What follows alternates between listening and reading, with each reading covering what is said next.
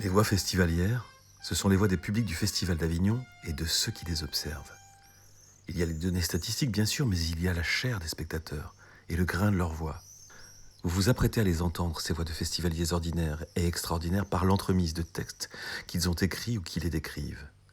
Ces textes sont des sociogrammes, des extraits de thèses, d'ouvrages, d'entretiens et de notes issus des cahiers d'observation des chercheurs présents sur le terrain du Festival d'Avignon depuis plus de 20 ans. Ils nous racontent comment des spectateurs prennent place et prennent leur place dans l'espace festivalier. Les événements relatés ici se sont donc vraiment déroulés et les personnes décrites ont toutes existé, même si elles semblent parfois avoir quelques ressemblances avec des personnages imaginaires. Aujourd'hui, So-hee Han lit un extrait de sa thèse intitulée « La festivalisation, approche du Festival d'Avignon par l'anthropologie de la communication », soutenue à l'Université d'Avignon en 2018 sous la direction d'Yves Wanquin et Damien Malinas. Cette thèse a essayé de démontrer les relations entre les faits événementiels, les visiteurs, le festival, et a envisagé la définition de la festivalisation à travers un point de vue sur lequel on portait jusqu'alors peu d'attention. J'utilise l'analyse des anthropologues et sociologues en toile de fond de ma réflexion. Cette approche du festival, basée sur la compréhension du sens profond, permet de se rendre compte de ce qui se passe réellement dans la ville et dans la société. Cet essai devrait servir à revaloriser de nos jours le sens même du festival au-delà d'un simple et primaire objectif de rentabilisation. Quand on parle de la festivalisation, on évoque d'abord l'impact économique. Ce point de vue restrictif attire seulement l'attention sur l'aspect économique du festival et encourage en conséquence à faire grandir le festival pour améliorer sa rentabilité. Néanmoins, le festival n'a pas été créé pour cette raison.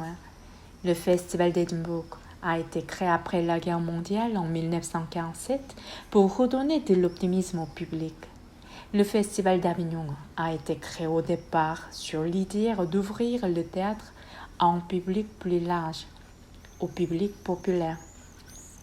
Même si, au début de ce festival, l'homme est placé au centre, l'idée s'affaiblit devant la recherche croissante de bénéfices économiques.